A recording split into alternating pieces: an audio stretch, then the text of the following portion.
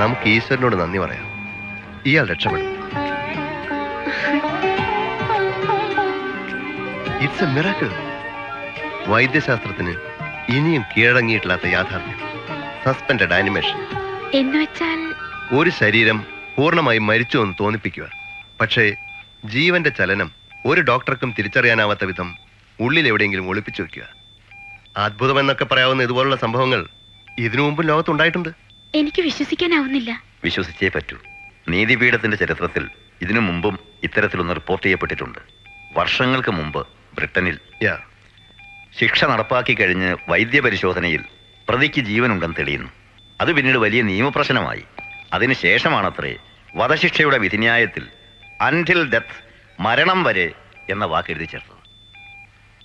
ഏതായാലും എനിക്ക് വേണ്ടി ഡോക്ടർ ജോൺ ചെയ്തത് വലിയൊരു ഉപകാരമാണ്.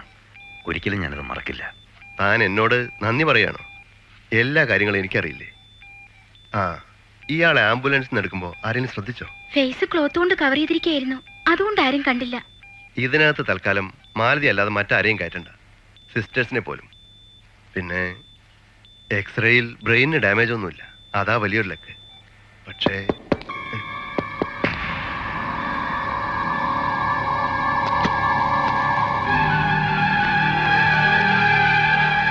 ദേവി അവിടെ നിൽക്കും.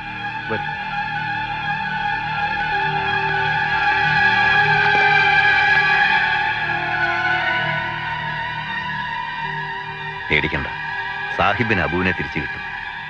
അവൻ അപകടനില തരണം ചെയ്ത് കഴിഞ്ഞു. നന്ദിയുണ്ട്, പെരുത്ത് നന്ദിയുണ്ട്.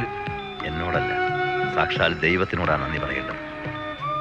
ഒരു പക്ഷേ എൻ്റെ ജീവിതാനുഭവങ്ങളുണ്ടാവാം. ഇന്നലെ വരെ ഈശ്വരനെ പഴി പറഞ്ഞവനാ ഞാൻ. എന്നാൽ ഇപ്പോ ഈ നിമിഷം ഞാൻ അവൻ്റെ മഹത്വം അറിയുന്നു.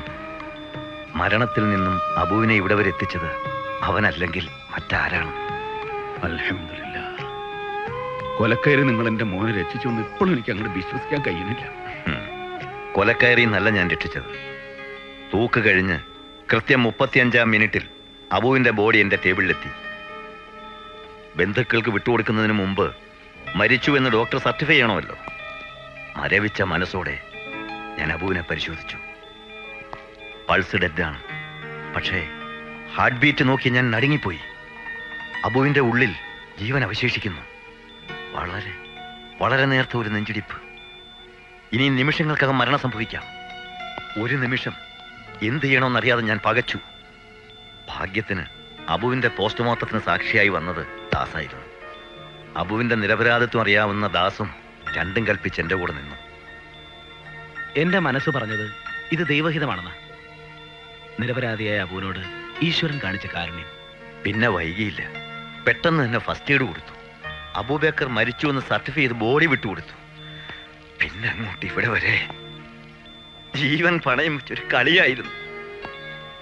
ജീവൻ തിരിച്ചു കിട്ടുമെന്ന് എനിക്ക് ഒരു ഉറപ്പുണ്ടായിരുന്നില്ല. പക്ഷെ ഇപ്പോ ഒരായുസിന്റെ സുഹൃതം ഞാൻ അനുഭവിക്കുന്നു. എൻ്റെ അമ്മുവിൻ്റെയും ആയിഷയുടെയും ഒക്കെ ആത്മാവിൻ്റെ പ്രാർത്ഥനയായിരിക്കാം അബുവിൻ്റെ ഈ പുനർജന്മം. സാഹിബ് അപ്പുറത്തെ മുറിയിലോട്ടിരുന്നോളൂ. അബുവിന് ബോധം വീഴുന്നത് വരെ ഞങ്ങളോടുണ്ടാവും.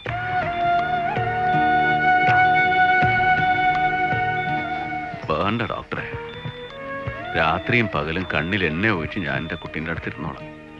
എൻ്റെ മോൻ്റെ കണ്ണൊന്ന് തുറന്നു കിട്ടിയാൽ മതി. കണ്ണു തുറക്കും, അങ്ങ് വിഷമിക്കണ്ട. എൻ്റെ മോളി ആശുപത്രി തന്നെ ഉണ്ടായത് ഹയറായി. നാട്ടിൽ ആർക്കും സംശയമൊന്നുമില്ലല്ലോ? ഇല്ല, ഇവിടെ തന്നെ കബറടക്കിയെന്നാണ് നാട്ടിൽ പറഞ്ഞത്. അബുവിന്റെ ശവശരീരമെങ്കിലും കാണാനായി വലിയ ജനക്കൂട്ടം തടിച്ചുകൂടിയിരുന്നു.